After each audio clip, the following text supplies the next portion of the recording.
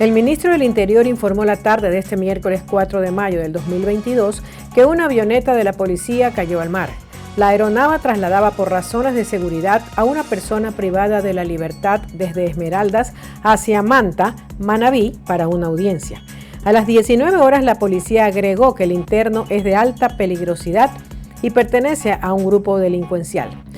En total eran 6 los tripulantes de la avioneta que según el ministerio se encontraban estables y fuera de peligro. Sí resultaron con quemaduras de primer grado por el combustible que se derramó. El percance se registró en Playa Camarones, en Esmeraldas.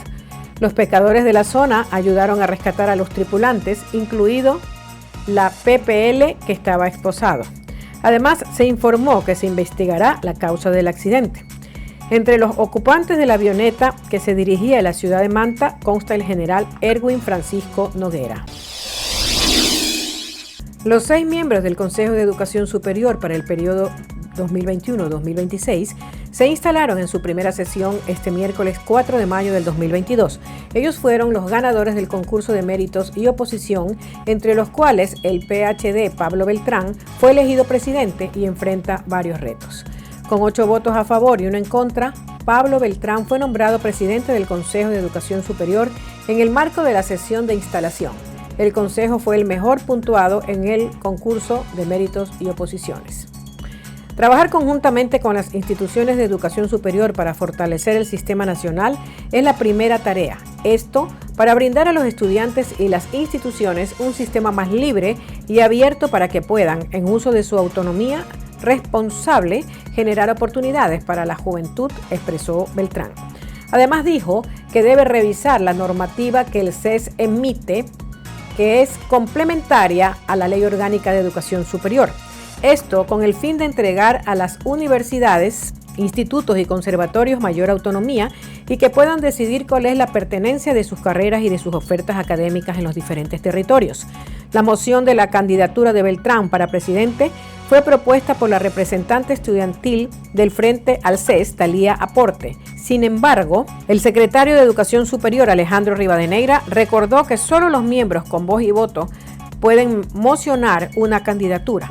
Los representantes estudiantiles tienen voz ante el CES, pero no voto.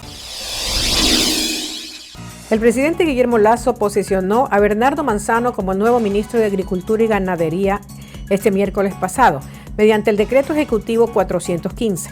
He estado ligado al campo toda mi vida, conozco la realidad del sector y trabajaré para sacar adelante a todos los productores del Ecuador, indicó Manzano durante su posesión.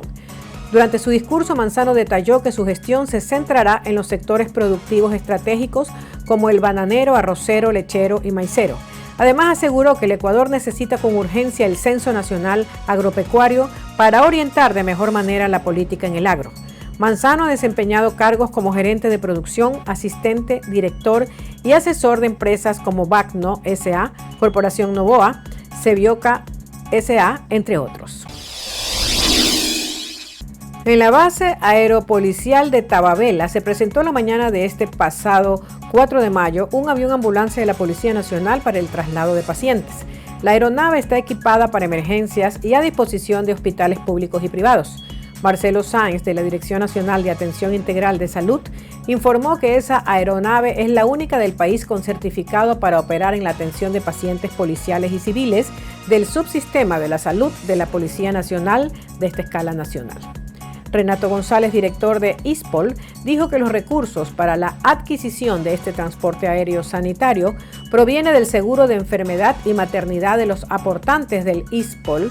El mismo también servirá para ofrecer un servicio adicional a clínicas y aseguradoras con un tarifario específico. La aeroambulancia podrá transportar hasta 2 pacientes de forma simultánea con un médico especialista y personal de primeros auxilios acompañado de un familiar. Su uso lo determinará personal de salud o en situaciones de traslado por emergencia en el país. Los trámites correspondientes para el traslado lo deberán realizar el médico de la casa de salud donde se encuentre el paciente.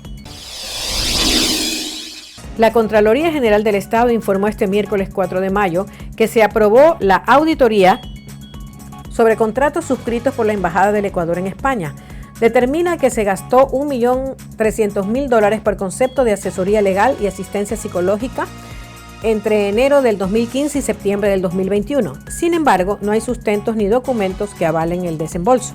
El examen especial fue realizado en las contrataciones efectuadas por la Embajada de Ecuador en España entre el 1 de enero del 2015 y el 30 de septiembre del 2021. Dichos contratos justificaron proporcionar asesoría legal, hipotecaria y asistencia psicosocial a los migrantes ecuatorianos en España. Contraloría aprobó la auditoría el 27 de abril del 22. Se determinó que los contratos se suscribieron sin estudios y parámetros que garanticen la experiencia de las compañías seleccionadas. Se desembolsaron $1.300.000 sin sustentos. Según el informe de auditoría, se debía cumplir ciertas condiciones para establecer el presupuesto referencial y la idoneidad de las empresas. Sin embargo, no se elaboraron términos de referencia con el detalle de la necesidad específica a ser cubierta. Tampoco se verificaron las características de los servicios, requisitos y parámetros que garanticen la experiencia y capacidad técnica de los contratistas para cumplir las obligaciones contractuales. Mi País, Consultores, Innovación Tecnológica y Consultoría WJ Europa, Intercom Iberoamericana son las empresas contratadas que recibieron recursos. Los funcionarios de la misión diplomática no exigieron facturas que demuestren el desglose de los gastos según el informe. El informe de auditoría de la Contraloría recomienda responsabilidades civiles y administrativas para los funcionarios que actuaron en el periodo examinado. En redes sociales circula desde este miércoles pasado, 4 de mayo, un audio en el que supuestamente el exministro de Agricultura, Pedro Álava, utiliza epítetos para referirse a su salida de esta cartera de Estado. En el audio se escucha: oye Rocky, tal vez tú no te has enterado, pero yo ya renuncié al Ministerio de Agricultura y Ganadería y mandé a esos tal. El pasado 28 de abril, Álava presentó su renuncia irrevocable al Ministerio de Agricultura.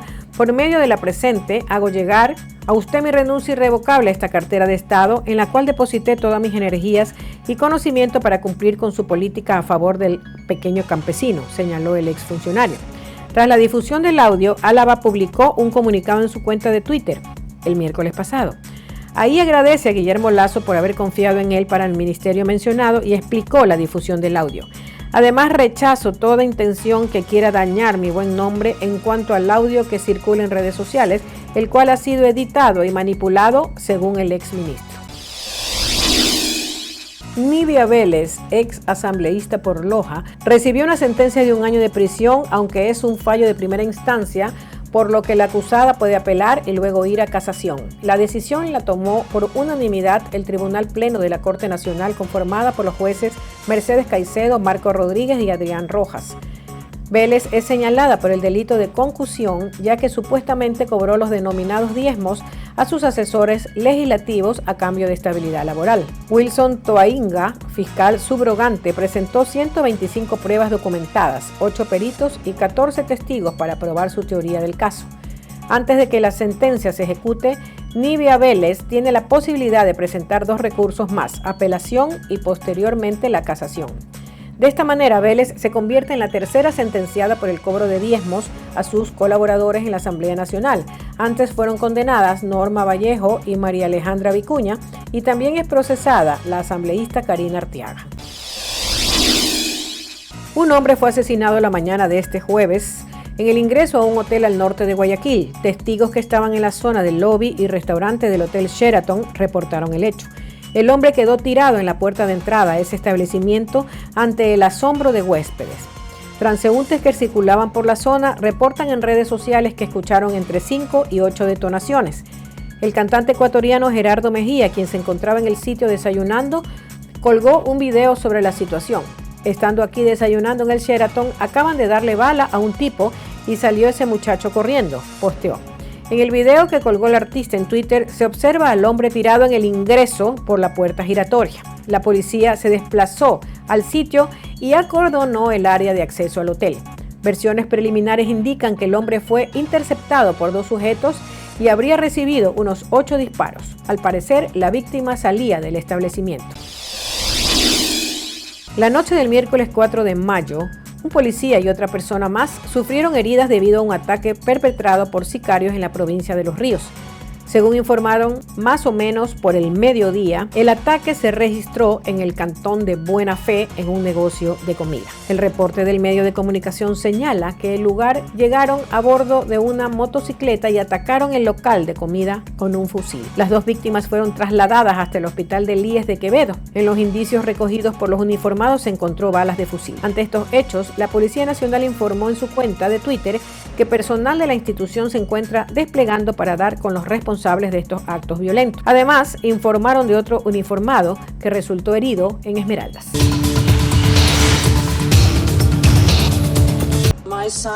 La Unión Europea toma un gran paso este miércoles para debilitar la capacidad del presidente Vladimir Putin de financiar la guerra en Ucrania, proponiendo un embargo total sobre las importaciones de petróleo ruso en los próximos 6 meses y de productos de petróleo refinado para fin de año. Nos aseguraremos de eliminar gradualmente el petróleo ruso de manera ordenada, de manera que nos permita a nosotros y a nuestros socios asegurar rutas de suministro alternativas y al mismo tiempo tener mucho cuidado de minimizar el impacto en el mercado global. La propuesta aún debe ser aprobada unánimemente por los 27 estados que integran la UE. Hungría lidera las objeciones a este embargo y anunció un veto a la medida. Entre tanto, Moscú intensifica los ataques con misiles en toda Ucrania, justo cuando los países occidentales están aumentando el arsenal de Ucrania y no excluyen nuevas sanciones contra Moscú. Con respecto a las sanciones adicionales, siempre estamos abiertos a sanciones adicionales. Y he estado en consulta. Hablaré con los miembros del G7 esta semana sobre lo que vamos a hacer y lo que no haremos. En Mariupol, las fuerzas rusas se preparan para un desfile y retiran los escombros y los cuerpos en las calles. La ciudad portuaria destrozada está destinada a ser un centro de celebraciones el 9 de mayo, que es el día de la victoria en Rusia. Al abordar la especulación de que el presidente ruso Vladimir Putin podría usar este día para declarar oficialmente la guerra a Ucrania, el portavoz del Kremlin, Dmitry Peskov, dijo que esto no tiene sentido.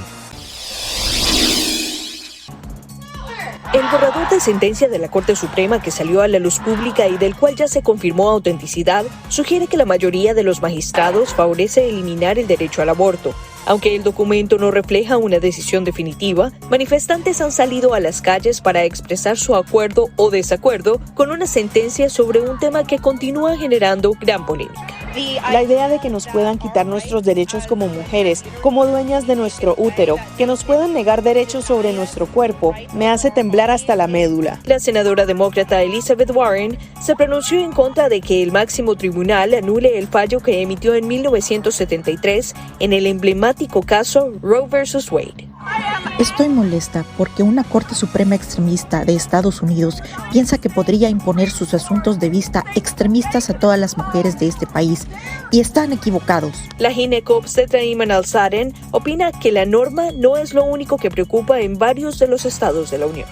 Aunque era y sigue siendo la ley del país, el acceso al aborto sigue siendo extremadamente difícil en esta región. Roe no es una realidad para muchas personas aquí. Hay una diferencia entre legalidad y acceso. Legalidad que muchos estiman podría complicarse con una decisión como la esperada por la Corte y que además potencialmente impactaría derechos de otras minorías como la comunidad LGBTIQ.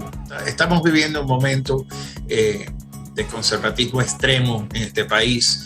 Tiene que ver con asustar a los votantes, de perder percibidos derechos, los cuales no es verdad. También se han movilizado grupos que se oponen al aborto, por lo que consideran como un acto de violencia y opresión. El resultado de las elecciones primarias celebradas en el estado de Ohio este martes evidenciaron la gran influencia que sigue teniendo el expresidente Donald Trump entre los republicanos. J.D. Vance contaba con apoyo de Trump y se impuso como candidato republicano al escaño en el Senado de ese estado. Vance se hizo eco de las denuncias infundadas de fraude en las elecciones que Trump perdió en el 2020, por lo cual recibió hace 3 semanas el apoyo público del exmandatario. Nuestro país no tiene libre tránsito para cualquier persona. Si tú llegas a México te tienes que registrar según la ley. Puedes pedir refugio, puedes pedir asilo, puedes ser trabajador temporal. Hay muchas formas. Lo que no vamos a permitir es que se asuma con o sin el problema del título 42 o lo que Estados Unidos determine, que México se convierta en un país en donde pasa quien sea y no tengamos su identidad.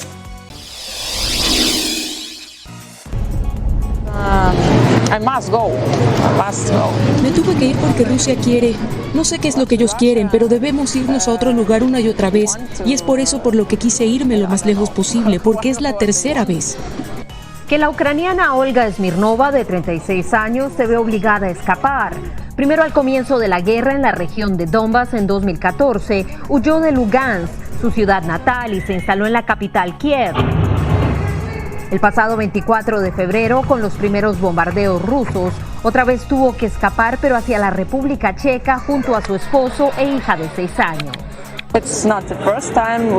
No es la primera vez. Sabemos que no va a terminar rápido. Explicó a La Voz de América desde la ciudad fronteriza de Tijuana, México, mientras esperaba su turno para entrar a Estados Unidos en virtud de una excepción humanitaria. Vimos que empezaba a crecer y crecer hasta ya hasta llegar al punto donde ya no cabía nadie. Ellos ingresaron como turistas desde Europa, entraron por Cancún en el aeropuerto o la Ciudad de México. Tomamos un avión de Varsovia a Cancún, luego nos quedamos en un hotel y luego tomamos un vuelo de Cancún a Tijuana. Anastasia Matrosula, de 37 años, escapó de su ciudad natal Mykolaiv el pasado 5 de marzo junto a sus 2 hijos. Ingresaron el 4 de abril a Estados Unidos por el puerto de entrada de Otay, con destino final en Toms River, Nueva Jersey. Me rompe el corazón darme cuenta de que la gente no puede salir de allí. La angustia de Anastasia la padece diariamente Olga. Mis padres están en Kiev, cerca de Bucha, cerca de Irpin. Zonas donde hoy se investigan crímenes de guerra que, de acuerdo con testigos y familiares de las víctimas, fueron cometidos por las tropas rusas, incluyendo ejecuciones contra residentes civiles. Es increíble, no encuentro palabras para explicar esto. Mientras lamenta que en esta travesía, que según ACNUR han emprendido más de 5 millones de ucranianos, tuvo que dejar atrás a sus padres. Quiero volver a casa cuando todo termine. Pese a que son bienvenidos, la llegada a Estados Unidos está marcada por la separación familiar, el dolor por la muerte inherente a la guerra y la salida forzada de la tierra que los vio nacer.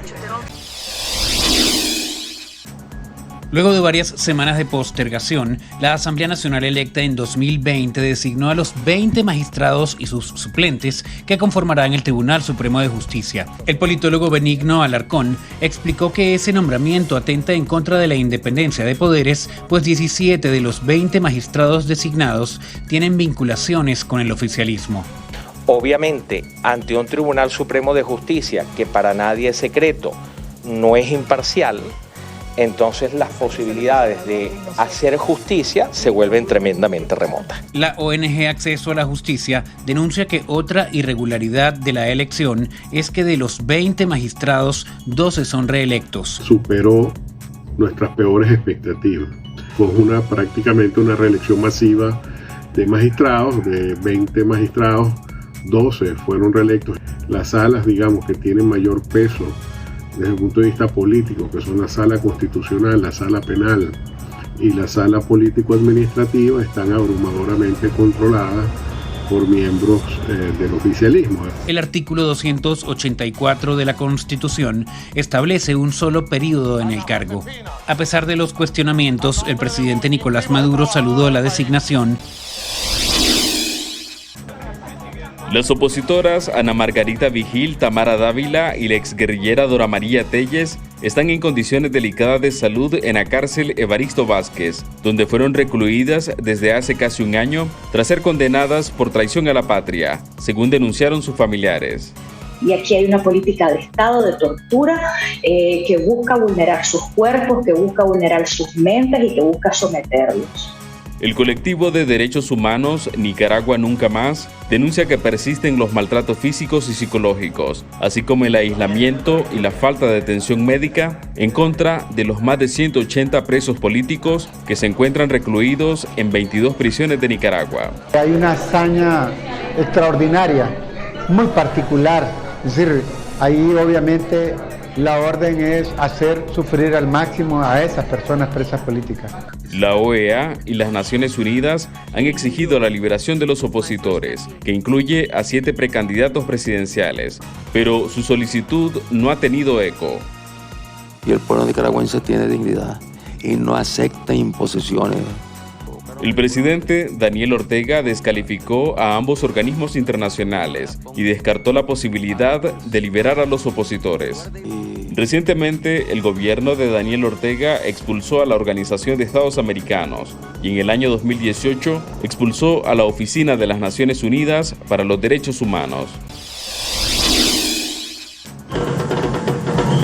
Cuando la carrera maratónica por la presidencia de Colombia entra a la recta final, amenazas de muerte rondan las campañas presidenciales y el equipo de Gustavo Petro denunció un plan para acabar con su vida. Tener la paz definitiva. Muy a nuestro pesar, debemos informar que la campaña de Gustavo Petro y Francia Márquez ha decidido suspender la gira.